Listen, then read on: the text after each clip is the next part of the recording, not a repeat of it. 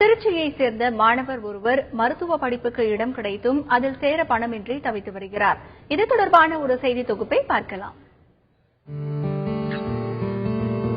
திருச்சி சந்துக்கடை பகுதியைச் சேர்ந்த சுமதி கணவரால் கைவிடப்பட்டவர். இவர் கூலி வேலை செய்து தனது மகன் கோகுலநாதனை படிக்க வைத்து வருகின்றார். வறுமையை புறந்தள்ளி படித்த கோகுலநாதன் பிளஸ் 2 பொதுத் தேர்வில் 1176 மதிப்பெண்கள் பெற்று சாதனை படைத்திருக்கிறார். கட் ஆஃப் மதிப்பெண் 197.75 எட்டியதால் அவரது லட்சியமான மருத்துவ படிப்பில் சேர மாணவனுக்கு வாய்ப்பு கிடைத்துள்ளது. என் பையன் இன்னும் மேலும் மேலும் படித்து நல்ல மனிதனாகி நான் கஷ்டப்படுறது மாதிரி வேற ஏழைகளுக்கு செய்யணும். நான் அதை தான் ரொம்ப எதிர்பார்க்கிறேன். மருத்துவ படிப்பு சேர்க்கை கட்டணமான 13,500 ரூபாயை நல்லுள்ளம் கொண்ட சிலர் செலுத்தி கோகுலநாதனுக்கு உதவியுள்ளனர். இருப்பினும் கல்லூரி கட்டணம், புத்தகம் மற்றும் இதர செலவிற்கு பணம் இல்லாததால் தன் மருத்துவர் கனவு கரைந்து விடுமோ என மாணவன் கோகுலநாதன் கலங்குகிறார். நான் மேற்கொண்டு படிக்கணும்னா எனக்கு பண உதவி தேவைப்படுது.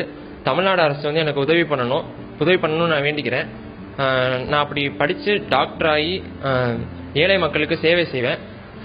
இது மாதிரி பண உதவி தேவைப்படுறவங்களுக்கு கண்டிப்பா ஹெல்ப் பண்ணுவேன். அதுக்காண்டி தான் இந்த MBBS படிப்பை நான் தேர்ந்தெடுத்திருக்கேன். கல்வியை மட்டும் 3 கோளாக்கி வாழும் இந்த ஏழை மாணவனின் லட்சியத்திற்கு தற்போது தடையாக இருப்பது பணம்.